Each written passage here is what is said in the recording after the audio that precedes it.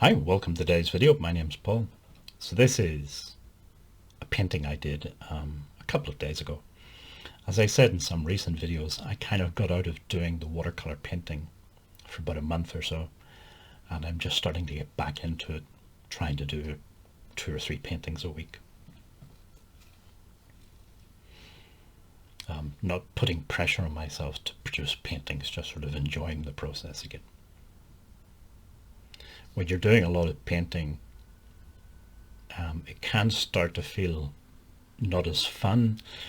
It can start to become a bit of a grind, and I didn't want that to happen, so I sort of stepped back from it a bit, give myself a bit of a break. As with all of my paintings, or virtually all of my paintings, it's done from imagination and memory. And I suppose there are maybe 3 different ways that you can do paintings. Landscape paintings, you can do it as I do, imagination and memory. You can go outdoors and paint from life, en plein air, if you like the fancy term. Or I suppose you can stay indoors and use reference photos. Or you could use another painter's painting, I guess, as well. Especially in the early stages when you're learning. Copying is quite a good way of learning. Of those 3 different approaches, like I say, the one I prefer is imagination and memory. I don't know if it's really the case, but I feel as though that approach can lead to looser, more organic paintings. The other 2 approaches, you're basically trying to reproduce what you can see in front of you, whether it's a reference photo or real life. And while that has some advantages and some good points, I feel that it puts some restrictions on you, and therefore you may not produce as loose a painting, maybe. Anyway, that's the sort of theory that I'm working on. Whether or not that theory has any validity or not, I don't know. But I just feel that it's a freer way of working. I do think there are advantages to certainly painting from life, or even sketching from life. And in the past I have gone out and sketched landscapes and even done a little bit of painting, not so much painting maybe, but using soft pastels and things. And I definitely think there are advantages in doing that. You get to see, or you try to reproduce, and therefore you learn about trees and fields and nature and how those things sort of work.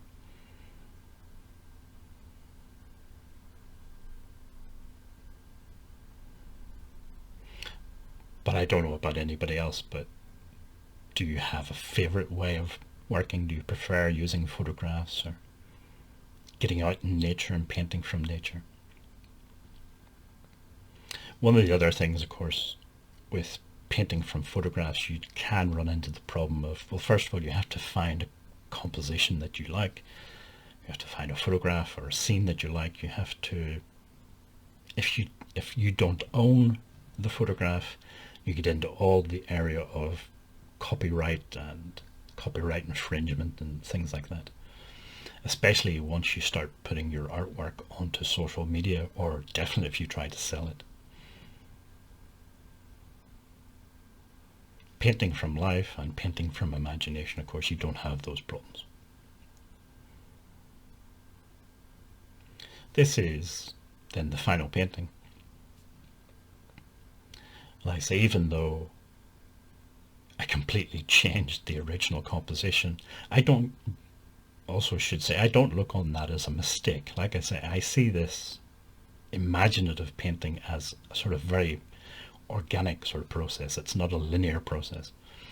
So changing my mind halfway through is perfectly fine for me.